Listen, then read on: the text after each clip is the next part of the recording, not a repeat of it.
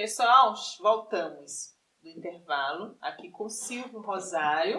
Já conhece ele, né? Vocês já conheceram. O cara tem um currículo impecável. Mas nasceu lá em Castelo Branco, pertinho de mim, porque em 7 de abril. Em Castelo Branco. Quando a gente ia para 7 de abril, joga bola. Tá vendo? Então, olha só, periferia, gente. Carreirão do pessoal de lá, vinha correndo pra cá. Tem história esse rapaz, viu? E eu também. Então, contando a sua história. E hoje, ele é escritor. Olha que massa. Aqui, ó, a gente vai conversar um pouquinho sobre Entre Batidas e Batuques, a polícia e os candomblés da Bahia, do escritor Silvio Rosário. Olha que emoção. E ele tá falando com a gente, tava falando no primeiro bloco, a entrada dele na universidade, que foi a universidade, de alguma forma, que trouxe a luz para ele dessa questão do racismo, né? Ele começou a perceber como é a sociedade que nós vivemos até hoje é racista. E aí eu queria saber, você também quer saber, né? Como foi isso? Ele estava contando pra gente. Então... Eu tenho um preto de gratidão a pessoas como o professor Biratã Castro de Araújo, professor João José Reis, professor... colegas, pessoas como a própria Vilma Reis, né, que era uma colega e uma pessoa muito ativa à minha época na universidade, né, ela era um pouco mais adiantada no curso, ela fazia sociologia, eu fazia história, mas assim, e para mim foi uma referência para esse processo de compreensão, de autocompreensão, né, pessoas da antropologia, professores da antropologia também. Também você tinha uma galera massa, né? Trindade Serra. Professor, professor, tantos outros. Se eu for comentar aqui, eu vou acabar cometendo uma gafe de esquecer alguém. Então, assim, tem uma turma que foram os meus primeiros grandes terapeutas, né? Talvez eu esteja dizendo isso pela primeira vez agora, publicamente. Então é isso. E essa universidade me ajudou a me compreender melhor. Né? E aí você vai para a polícia militar. Por quê? Quero saber. Na verdade, quando adolescente, eu fui a um colégio militar. Né? O CPM. Uma formação brilhante, assim, uma estrutura que, para mim, na época, adolescente precisava de alguns limites, né, na vida. Então eu fui. Quando eu terminei o segundo grau, eu dei aquela fase adolescente que a gente dá um grito de liberdade. Eu disse, não, eu vou agora para a universidade, eu vou. Mas aquela formação, aquela dinâmica, ela estava em mim. Né? E você hoje é capitão, né? E aí quando eu terminei a universidade, eu voltei e fiz a academia de polícia militar. Né? Aí passei lá mais 4 anos, formei numa turma, o nome da minha turma chama-se o patrono Silvio Luiz Anjo de Melo, né? Slam. Sim. E de lá para cá já são 20 anos de corporação. Como é isso? Mas ser da Polícia Militar, né? Uma corporação que a gente sabe que dentro tem uma da cidade de Salvador, né? Exatamente, dentro da cidade de Salvador a gente tem alguns questionamentos, mas tem pessoas como você lá, que bom, né, gente? Assim, isso é bom. Eu sempre costumo dizer, ser policial militar, ser do axé, ser escritor, ser um homem negro, são coisas que não são estanques, não são excludentes para mim. Né? A gente pode casar isso muito bem. E, por incrível que pareça, dentro desse processo de tolerância, a Polícia Militar hoje, para mim, é uma luz no fim do túnel. Porque hoje nós temos uma seção lá chamada NAFRO, né, dirigida hoje por uma grande amiga minha chamada Thaís Trindade. Né? E Thaís Trindade, ela faz um trabalho belíssimo lá, que é esse trabalho de comunhão, né, e de combate à intolerância dentro do quartel. Então, o único local que eu tive a oportunidade de ouvir e de ver, né, um pastor protestante, um padre e um EQED, né, conversando, né, sem se ofender, sem se mutilarem, sem se depreciarem, né, foi dentro do quartel da Polícia Militar. Então, assim, parece um paradoxo, né? Parece algo assim, fora dos trâmites, mas, assim, isso me ensinou, né?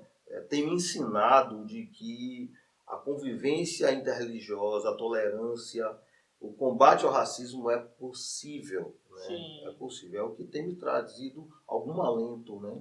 E inspiração até para escrever mesmo. Para escrever. Isso é importante você trazer, porque tratando-se de você, né? Um capitão, né?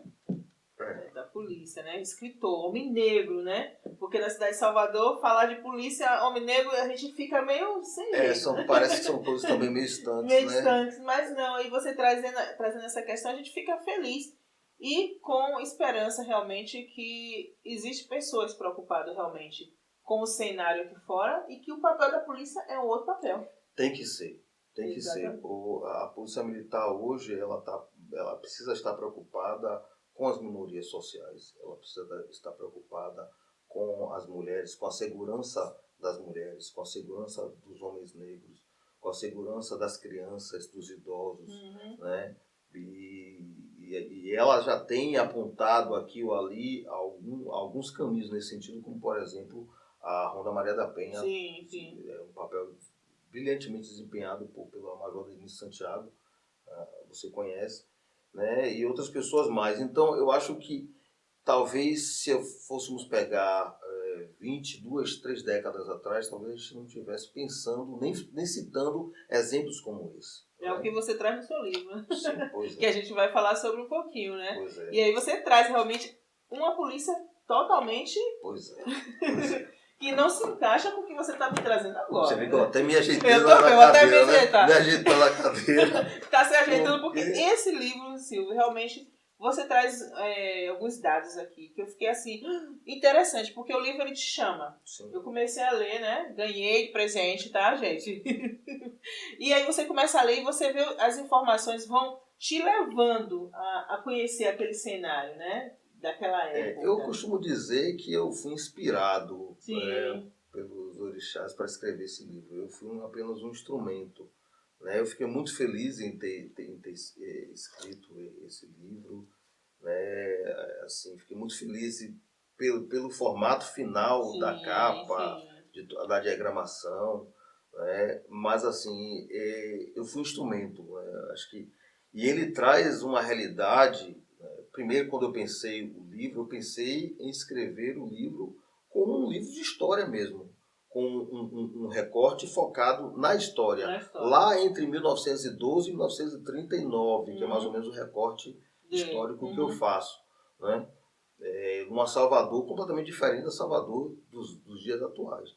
Mas só que, por incrível que pareça, com a dinâmica da pesquisa, eu comecei a entender que esse livro é um livro muito atual. Sim. É um presente, porque muitas nuances retratadas no livro, né, aí, elas permanecem hoje. Muitos modelos mentais, muitos modelos culturais de discriminação, né, muitos instrumentos, inclusive, de discriminação, continuam presentes hoje na Salvador do século XXI. Né? Então, isso fez com que esse livro se tornasse um livro histórico e atual, um livro que com um tema, que traz um tema que é presentificado todos os dias, né? E esse é o tema da intolerância. E nessa questão que você traz também, eu queria que você falasse pra gente como você sentiu o chamado, né, dos orixás para escrever esse livro, de que forma se apresentou, mas você vai ter que parar de novo. Porque a gente vai ali, volta já, e quando a gente voltar você vai saber por que Silvio Rosário sentiu o chamado dos orixás, como ele disse, e escreveu Entre Batidas e Batuques, a polícia e os candomblés da Bahia. Guarde aí. Guarde aí.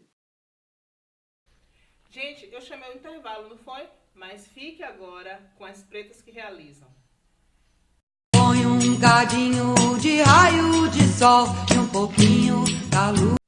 Alô, Conversa de Preta. Alô, Dina.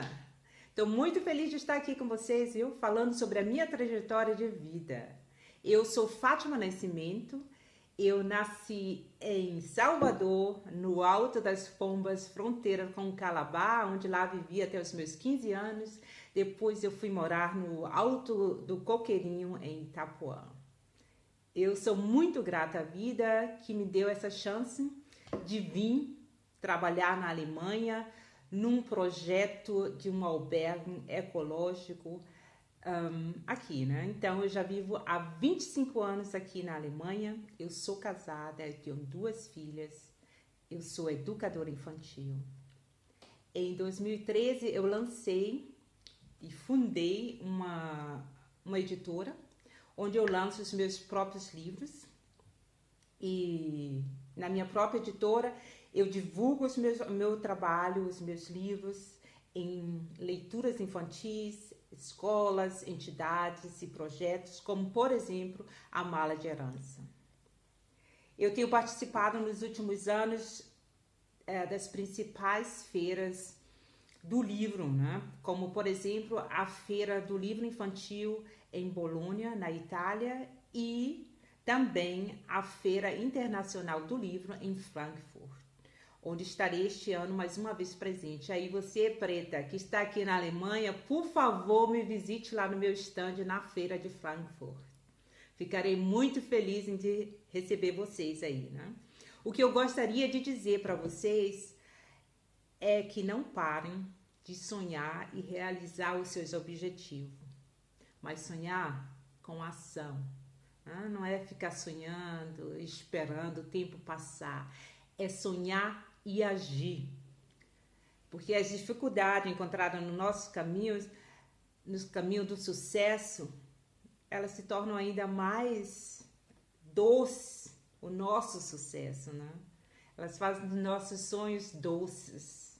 Então é isso que eu queria dizer para vocês.